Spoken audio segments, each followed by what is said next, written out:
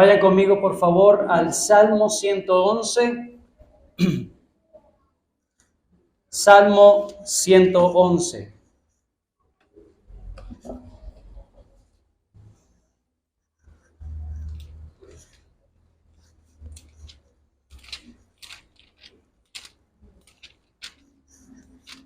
Hermoso himno que acabamos de entonar, que sea una realidad, una petición al Señor, que sea Él quien nos hable y fortalezca nuestra fe. Amén. Amén.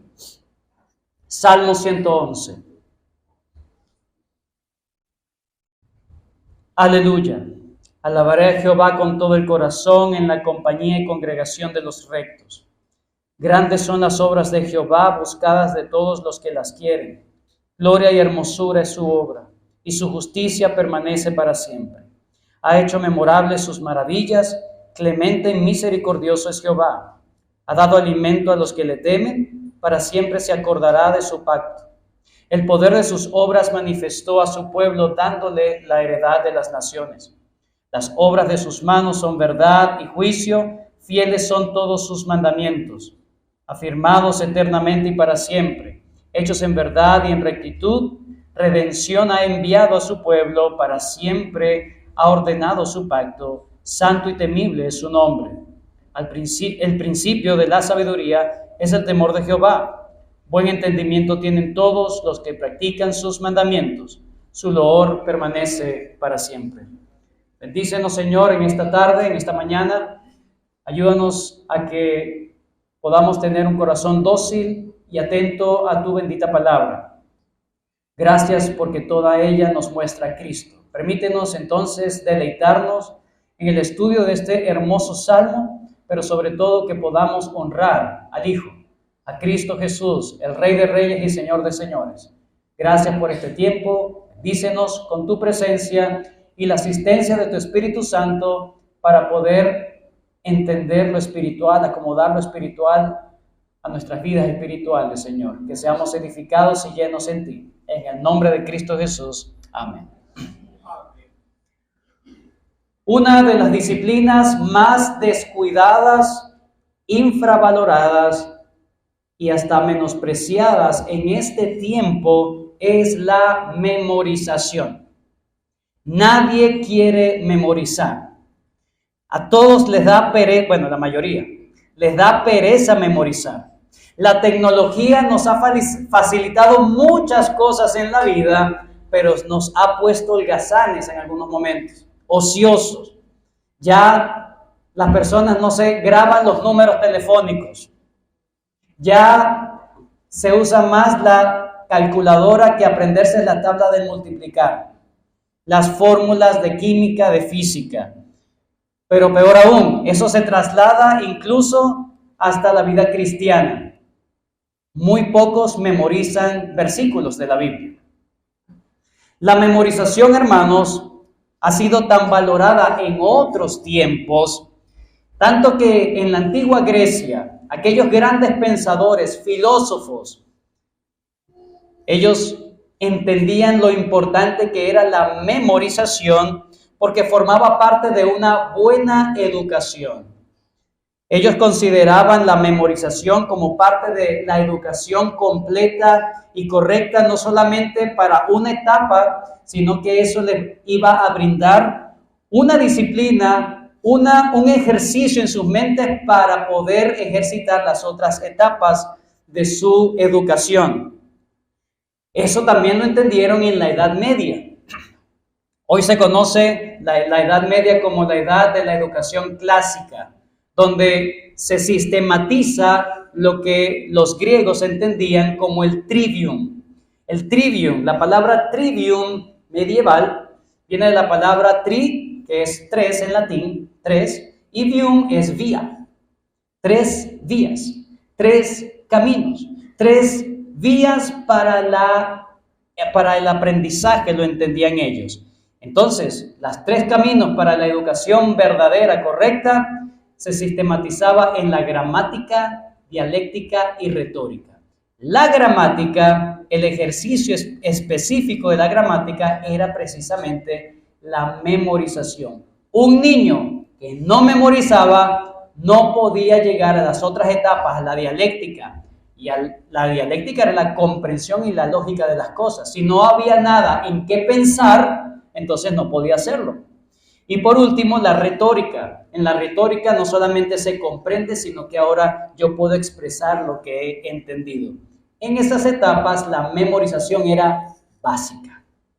Salmo 111, hermanos, cuando lo leemos en español, no vamos a entender el propósito del Salmo 111, pero los estudiosos ven que hay una estructura en el Salmo 111 que es una estructura didáctica para memorizar. El Salmo 111 fue escrito para ser memorizado por el pueblo de Dios. Fue diseñado no solamente el Salmo 111, sino todos estos salmos, desde el 111 hasta el 119, para ser memorizados. ¿Por qué podemos decir eso? ¿Cómo sabemos que es así? ¿Cómo sabemos que fue escrito para memoria, para ser memorizado y no solamente para cantar? Bueno, es interesante que la estructura de todos estos salmos es una estructura de acróstico. ¿Saben lo que es un acróstico? ¿Conocen lo que es un acróstico? Bueno, un acróstico es utilizar las letras del abecedario, en este caso el abecedario hebreo, y construir una frase por cada letra del abecedario. Así están los salmos del 111 al 118 y por supuesto el Salmo 119, una sección completa con una letra del alfabeto o del abecedario en hebreo. Entonces hay una intención en el Salmo 111, un propósito bien definido. Hermanos, el Salmo 111 está dirigido a nuestra mente. Está dirigido, tiene una intención para que sea memorizado y ejercitado. ¿Para qué? Para que nos enseñe, para que nos adoctrine, para que nos recuerden y nos hagan reflexionar y pensar en las obras de Dios. Ese es el Salmo 111. Fue escrito para pensar, memorizar, reflexionar, comprender las obras de Dios. Pero ¿cuáles son las obras de Dios? ¿Qué es lo que el Salmo 111 quiere que aprendamos acerca de las obras de Dios? Bueno, el tema central del Salmo 111 es darnos motivos para alabar al Señor. Todo lo que vamos a ver en el Salmo 111 es darnos motivación, razones para alabar y expresar adoración al Señor, sea cual sea las circunstancias que estemos atravesando. La idea principal es llamarnos a no perder de vista las obras de Dios, porque cuando nos olvidamos de las obras de Dios, nos olvidamos de la adoración al Señor. En pocas palabras, el Salmo 111 nos habla de que la alabanza al Señor es un asunto de la mente. Si no reconocemos, si no recordamos, si no hacemos el ejercicio de memorizar las obras de Dios, nuestra alabanza será mediocre.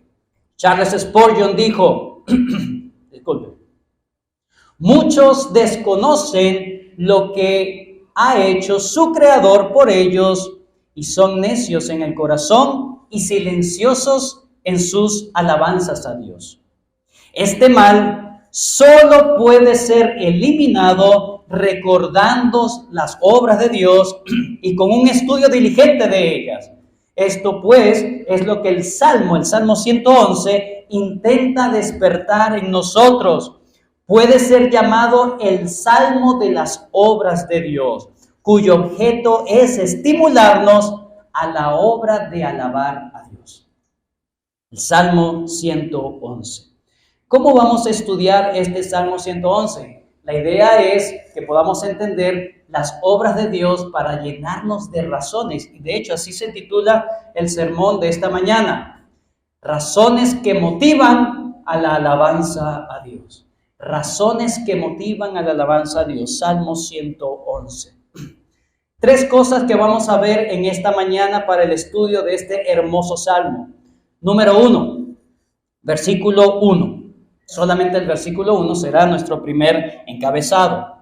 Y nos va a hablar acerca de la decisión personal o privada de aquellos que alaban a Dios. La decisión personal o privada de aquellos que alaban a Dios.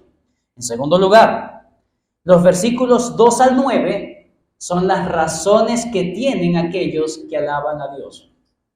Las razones que motivan a aquellos que alaban a Dios. Y en tercer lugar, el versículo 10, que sería el último versículo, note que estoy, punto número 1, versículo 1. Punto número 2, versículos 2 al 9. Y punto número 3, el versículo 10, solo el versículo 10. Nos va a mostrar la sabiduría que demuestran aquellos que alaban a Dios. La sabiduría que demuestran aquellos que alaban a Dios. El Señor nos ayude y nos permita conocer cuáles son aquellas razones que deben motivar mi vida para yo alabar al Señor, para que me motiven, que me incentiven, me impulsen, me guíen para darle una alabanza correcta al Señor. ¿Cuáles son esas obras a las que yo debo estar pensando, a las que no me debo olvidar, a las que debo estar constantemente haciendo el ejercicio de memorizar? Eso es el Salmo 111. Vamos con la primera. Versículo 1. La decisión personal o privada de aquellos que alaban a Dios. Versículo número 1. Alabaré a Jehová con todo el corazón. Pero antes, Pero antes de hablar, alabaré a Jehová con todo el corazón, hay una palabra que está antes. Dice, aleluya. Aleluya. En los originales, o en el original está esa palabra.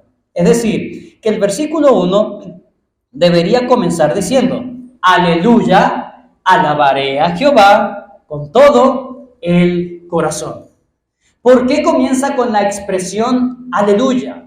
¿Por qué comienza con la palabra aleluya? Bueno, la palabra aleluya significa literalmente alabado sea Jehová. Alabanza a Jehová. El salmista lo primero que hace es colocar en su mente quién es el objeto de la alabanza. Gracias, hermano.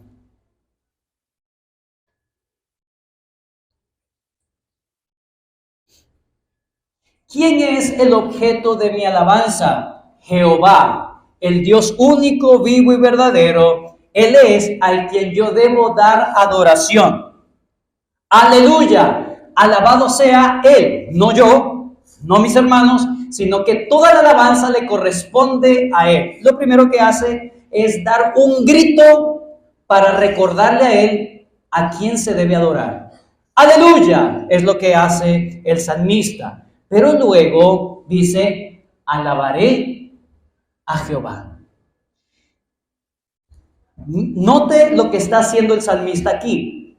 Está diciendo, la alabanza es a Él, pero mi responsabilidad es alabarlo a Él.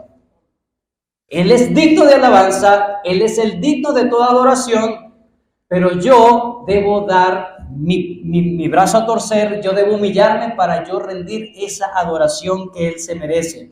El salmista no solamente entiende quién es a quien se debe adorar, sino que también entiende su responsabilidad de adorar. Todo el mundo debe adorar a Dios. Toda la creación debe adorar a Dios. Y yo soy parte de la creación. Es mi responsabilidad alabar y adorar a Dios. Es un deber. Porque Dios es digno, es mi deber, es mi responsabilidad, es mi privilegio honrar al Señor. Aunque toda la creación lo honra solamente por hacer lo que se manda hacer, cuando usted ve a los animales, usted puede decir, wow, la creación de Dios, eso alaba a Dios. Pero la alabanza que sale de las expresiones racionales de un ser humano son diferentes. Es mi responsabilidad dar esa adoración al Señor. El salmista está diciendo, yo voy a adorar. Yo he tomado la decisión de asumir el llamado que Dios me ha dado. Yo voy a echar mano de este privilegio. Yo voy a cumplir la responsabilidad y lo voy a hacer con ánimo y con alegría. Ese es el Salmo, ese es el versículo 1. Alabaré a Jehová. Pero no solamente nos habla de que quien va a alabar a Dios, todo se basa en una decisión. Alabaré a Jehová. Hermanos, nosotros muchas veces tomamos decisiones por nuestras emociones o por las circunstancias. Muchas personas le dicen a Dios: Señor, si tú haces eso, entonces yo me entrego. Si tú haces aquello, entonces ahora sí yo asisto todos los días. Quieren manipular a Dios.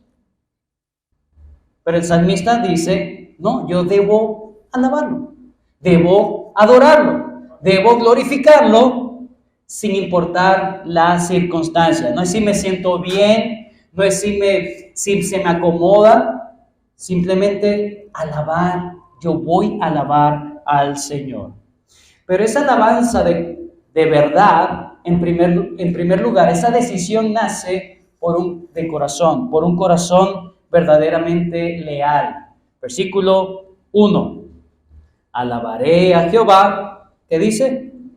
Con todo el corazón. Hermanos, la alabanza que Dios quiere de ti, la alabanza que Dios quiere de mí, es que tengamos un corazón leal, un corazón en donde no haya competencias ni rivalidades de mi amor ante el Señor. Alabaré a Jehová con todo el corazón. No es con una parte de mi corazón, no es simplemente con algunas áreas de mi corazón, sino de forma integral. Mi amor a Dios no es igual a mi amor a la esposa. Mi amor a Dios no es igual a mi amor al trabajo. Mi amor a Dios no es igual a mi amor a los hijos. Mi amor a Dios sobrepasa eso. Es íntegro, no hay competencia. Mateo capítulo 6, versículo 24, el Señor Jesucristo declaró acerca de que no podemos servir a dos señores, porque o aborrecerá al uno y amará al otro, o estimará al uno y menospreciará al otro. Y el Señor dice: no podéis servir. La palabra servir también puede ser traducida como no podéis adorar. No podéis servir, no podéis adorar a Dios y a las riquezas. O adoras a las riquezas o adoras a Dios. O adoras a Dios o adoras a las riquezas, pero no pueden estar juntas. Tu amor a Dios debe ser completo, integral, de todo tu corazón. Esa es la adoración que Dios quiere.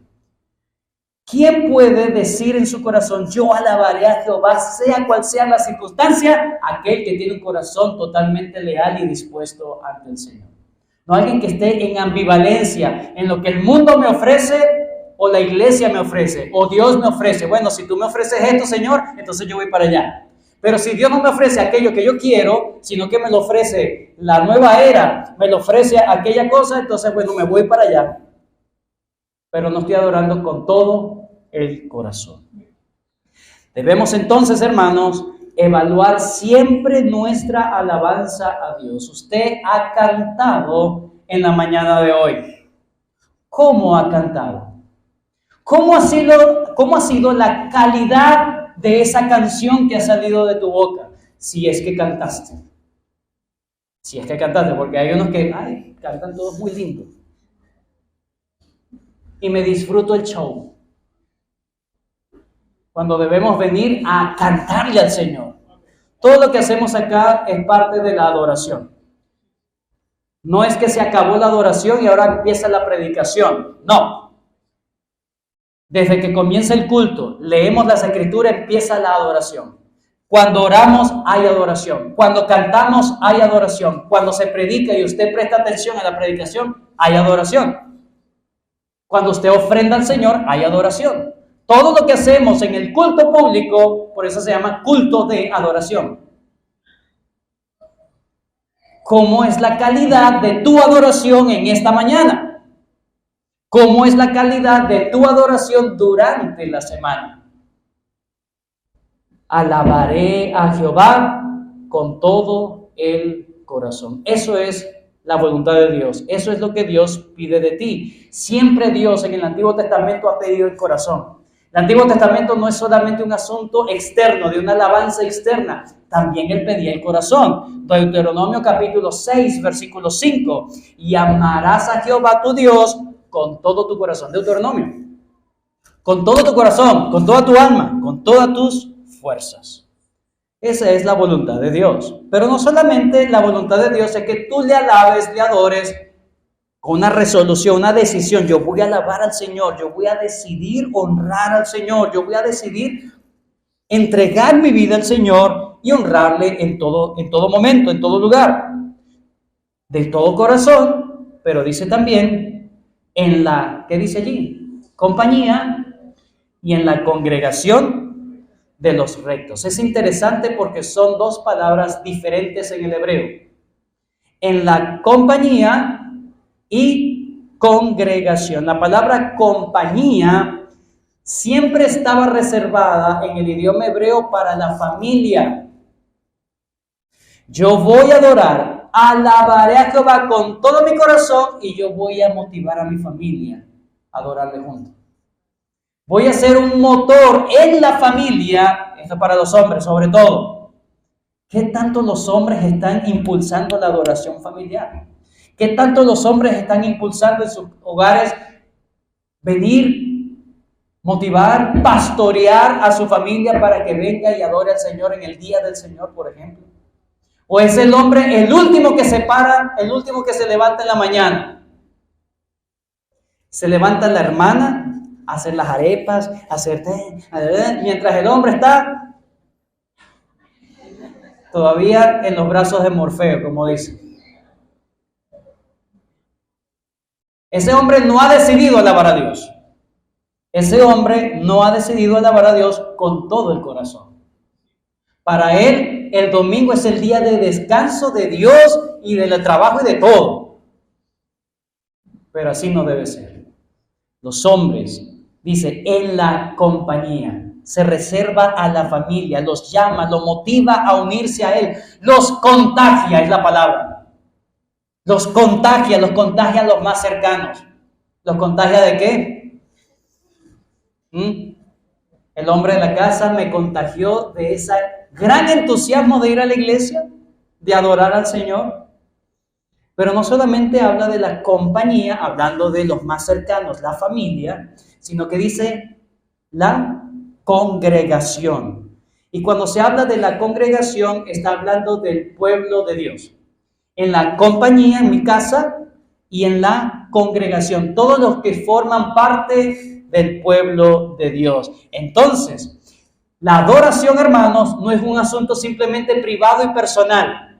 Comienza con una decisión privada y personal, pero eso se extiende a hacer una adoración en público. Por eso es tan importante congregarse el domingo. Porque tú puedes decir, yo alabo al Señor, adoro al Señor. Eso se demuestra el domingo. Por eso es que el hermano, la hermana que providencialmente no puede congregarse se siente afligido porque quiere estar adorando al Señor, aquel que lo adora toda la semana, pero hay algo diferente cuando está en la congregación de los rectos. Como dice en aquel salmo, porque allí envía Jehová bendición y vida eterna. Sabe que no es lo mismo adorar solito en la casa que estar con el pueblo de Dios. No es lo mismo.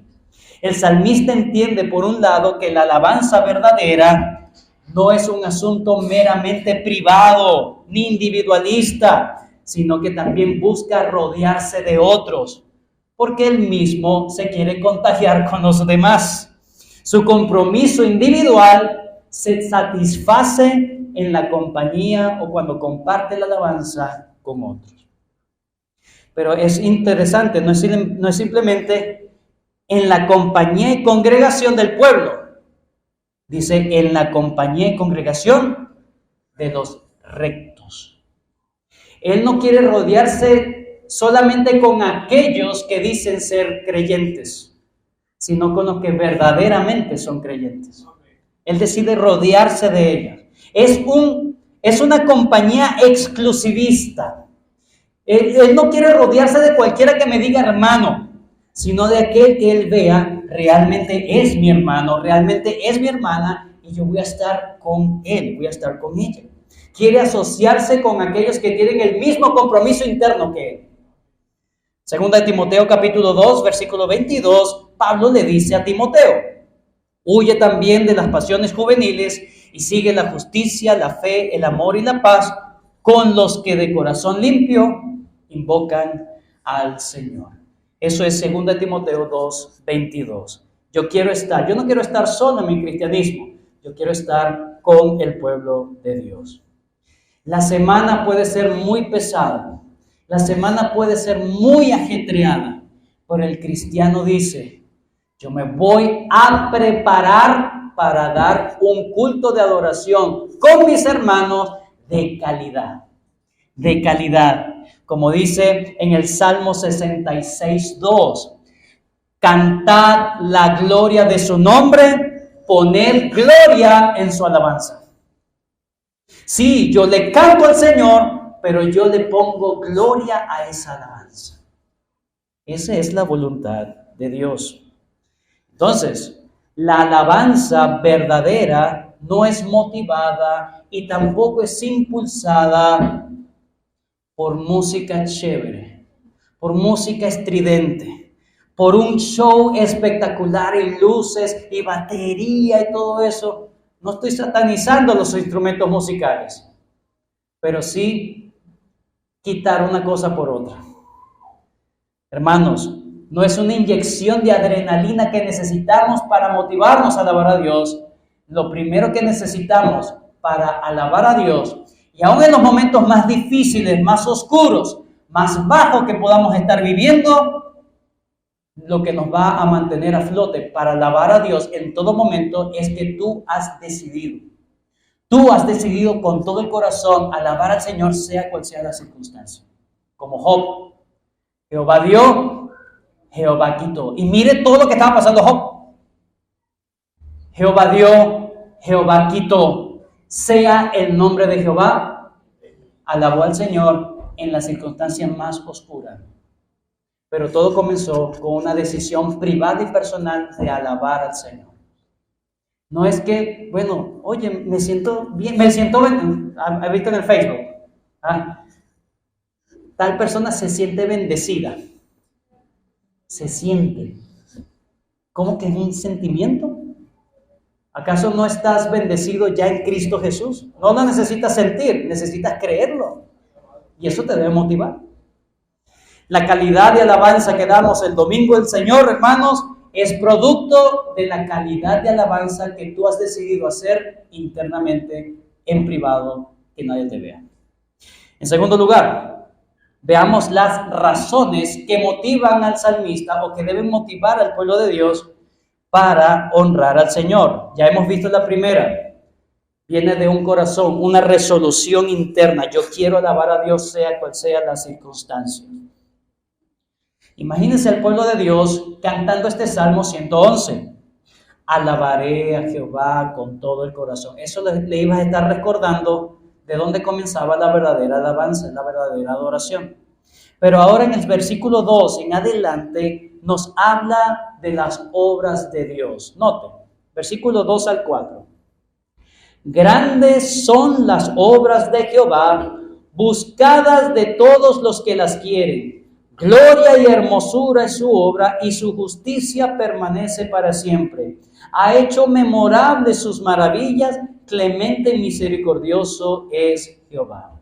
El salmista está desbordándose en elogios a las obras de Dios. Está desbordándose, hay una fascinación, hay una admiración, hay una contemplación que está haciendo el salmista. Está recordando cosas que las obras de Dios. Nota el versículo 2. Grandes son las obras de Jehová. Versículo 3. Gloria y hermosura es su obra. Versículo 4. Ha hecho memorables. Ya no haya qué palabra usar para describir lo que él tiene en mente. Las obras de Dios, las obras que él está pensando. Es impresionante, es grande, es hermoso, es maravilloso, es memorable. Esto no se puede olvidar. El salmista no encuentra palabras porque está abrumado y extasiado por lo que está pensando o por lo que está recordando. Pero note, no solamente está pensando en cosas que Dios ha hecho, sino cómo Dios se ha mostrado su carácter en esas cosas que ha hecho. Versículo 2, grandes son las obras de Jehová, buscad a la que la quieren. Versículo 3, gloria y hermosura es su obra. ¿Y qué se demuestra en esa obra? Su justicia permanece para siempre. Él está pensando en las obras de Dios y descubre que Dios obra de manera justa. Y en eso él está deleitándose. Dios es justo. Versículo 4. Ha hecho memorables sus maravillas. ¿Y qué hacen esas maravillas? ¿Qué demuestran esas maravillas? Clemente y misericordioso es Jehová. En las obras de Dios, Él ha contemplado su justicia y su misericordia. Ha contemplado el carácter de Dios. Pero eso solamente está basado en lo que dice el versículo 2. Grandes son las obras de Jehová, buscadas de todos los que las quieren. Una cosa es saber lo que Dios ha hecho, otra cosa es buscar, comprender más lo que Dios ha hecho. Y eso motiva al adorador. Eso motiva al que quiere alabar al Señor por siempre. No solamente un asunto donde yo sé las obras de Dios, yo sé que hizo Dios esto, Dios hizo aquello. No es solamente saber, es buscar, escudriñar, escarbar. Quiero conocer más, porque mientras más conoce, más se da cuenta de lo maravilloso que ha sido la justicia y la misericordia del Señor. Pero por favor, pastor, ¿cuáles son esas obras? Desde el principio me tiene mareado, pastor. Por fin, ¿cuáles son esas obras que tiene el salmista en mente? Hermanos, esas obras están basadas en el versículo 5. Note. Ha dado alimento a los que le temen. Porque Dios le da comida a las personas. Por eso me deleito. No es eso. Y es interesante. Ha dado alimento a los que le temen. Note la otra frase. Para siempre se acordará de su pacto. Él está pensando en el pacto mosaico. El salmista está pensando en las obras de Dios que están de acuerdo a lo que Dios mismo se ha comprometido en su pacto. Y eso, él puede ver su justicia, puede ver su amor, su clemencia, su misericordia, porque todas las cosas que Dios ha obrado están de acuerdo al pacto en que él, Dios mismo, fielmente se ha comprometido y ha hecho. Eso es lo que dice el versículo 5. Ha dado alimento a los que le temen, para siempre se acordará de su pacto. Versículo 6. El poder de sus obras manifestó a su pueblo, dándole ¿qué? La heredad de las naciones. ¿A qué está haciendo referencia? A la introducción a la tierra prometida. Dios le dio todo lo que Dios hizo con el pueblo de Israel, sacándolos de Egipto e introduciéndolos, dándole la heredad de la tierra prometida. Fue por el pacto que Dios había hecho con Abraham. Dios había prometido a Abraham una tierra, una familia y una gran bendición sobre ellos. De hecho, cuando el versículo 5 dice, ha dado alimento a los que le temen, está haciendo referencia al maná en el desierto. ¿Por qué Dios le dio maná en el desierto a Israel? Porque los estaba preservando, porque les iba a dar la tierra por heredad. Los estaba cuidando en el desierto donde no había nada. Dios le estaba dando alimento para mantenerlos porque todavía faltaba cumplir su promesa. Y luego, obviamente, cuando llegan a territorio Canaán, conquistan la tierra de Canaán, ahora ellos pueden trabajar y pueden ganar el sustento, pueden tener el producto de su trabajo.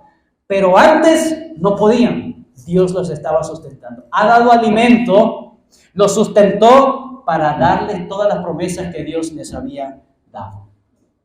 Versículo 7. Las obras de sus manos son verdad y juicio.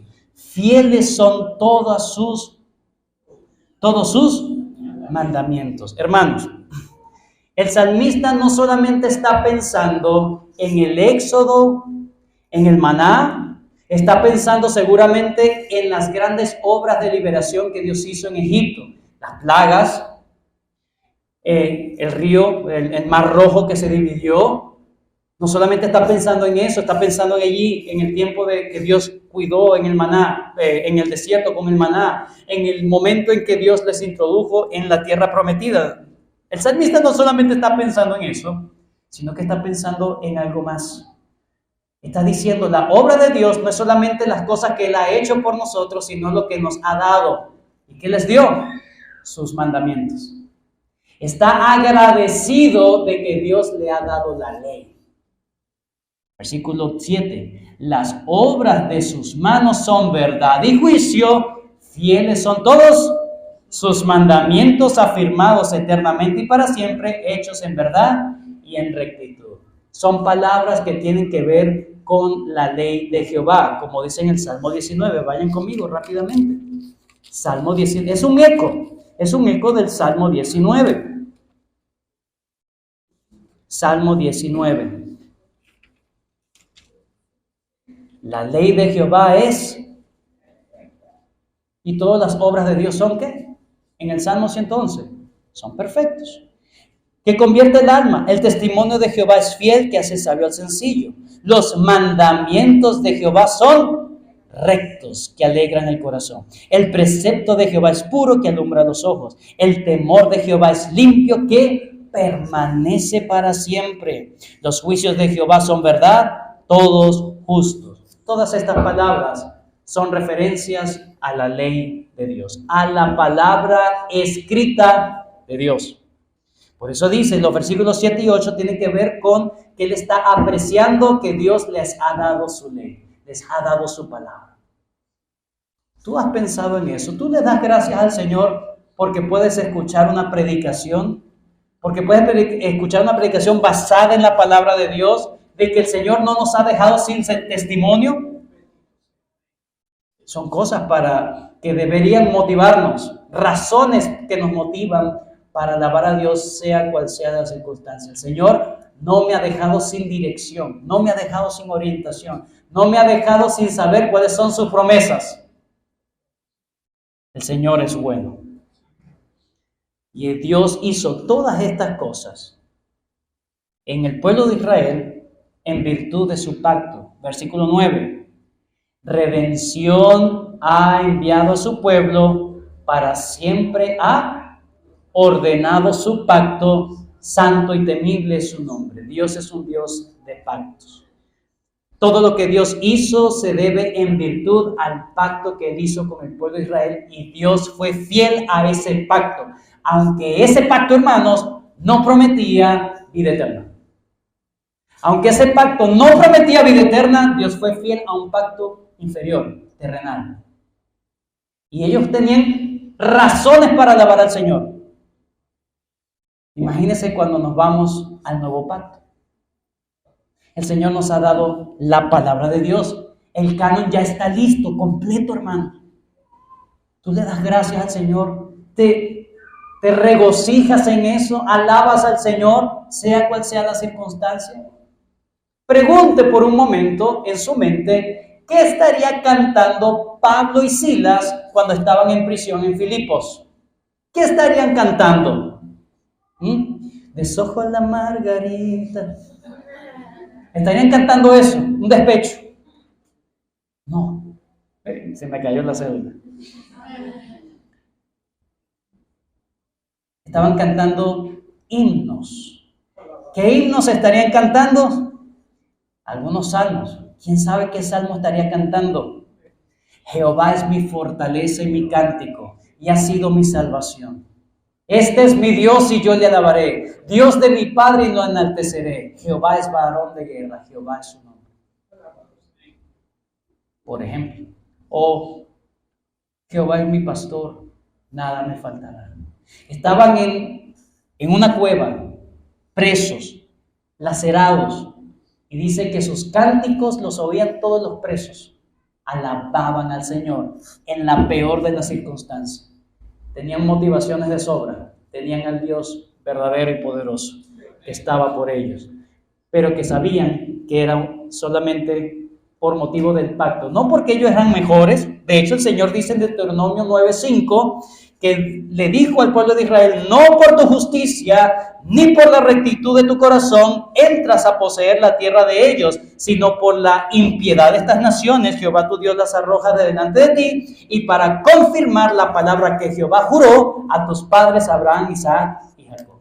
Te estoy dando esta tierra no porque te lo merezcas, sino porque yo me comprometí con Abraham, Isaac y Jacob. Entonces, los motivos que tiene alguien para alabar a Dios están fuera de él y están en Dios. Es por lo que Dios hizo, por lo que Dios se ha comprometido y porque yo sé que Dios va a cumplir todas sus buenas promesas. No es por las cosas que hemos hecho que Él nos da cosas, sino simplemente porque Él quiso prometerlas. Él quiso dártelas. No te merecías absolutamente nada, excepto el infierno. Y Dios aún te ha presentado a Cristo.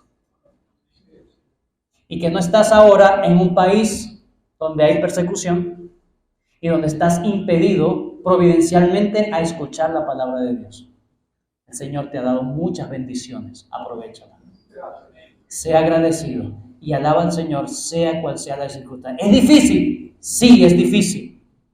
Por supuesto que es difícil alabar al Señor cuando hay una muerte, cuando hay una separación, cuando hay algo que nos aflige. Por supuesto que es difícil, pero el Señor está contigo. Y tú puedes, gracias Señor, porque sé que no me vas a dejar y sé que vas a estar conmigo en esta situación tan dura. Puedes seguir alabando al Señor. Por último, versículo 10.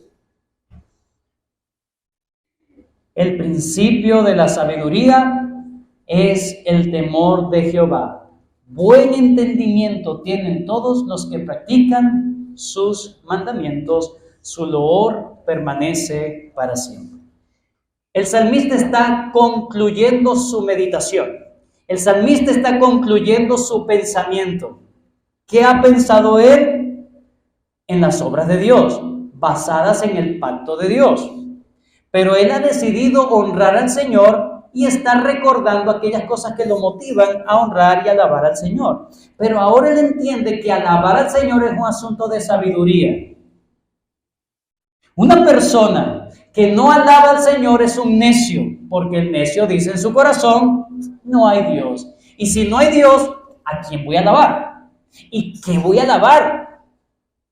Pero el sabio toma en cuenta al Señor en todos sus caminos, reflexiona y por eso puede alabar al Señor. Ha sido una persona sabia y por eso lo demuestra alabando al Señor. Es una demostración de la sabiduría porque ha tenido temor de Jehová. Él entiende, el salmista entiende que alabar al Señor no solamente es un acto sabio, sino que lo hacen los sabios. Lo hacen los sabios.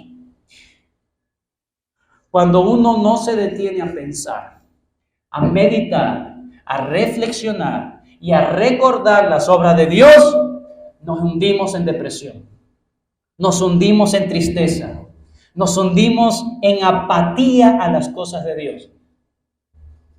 Por eso es tan importante memorizar.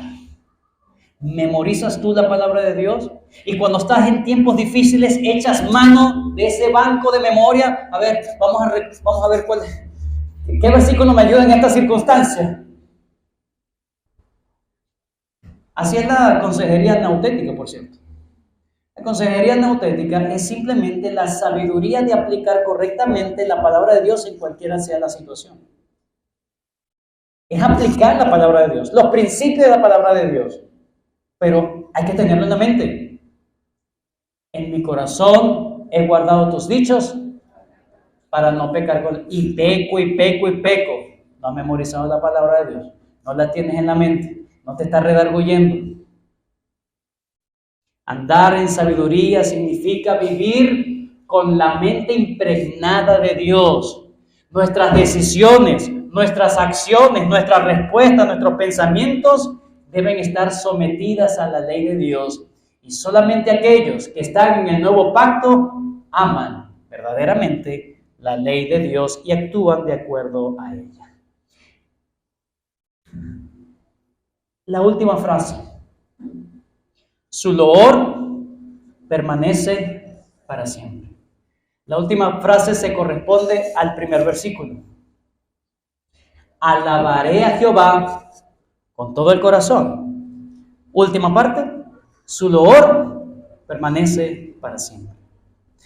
Dios va a ser glorificado siempre, pero yo quiero siempre permanecer glorificando al Señor.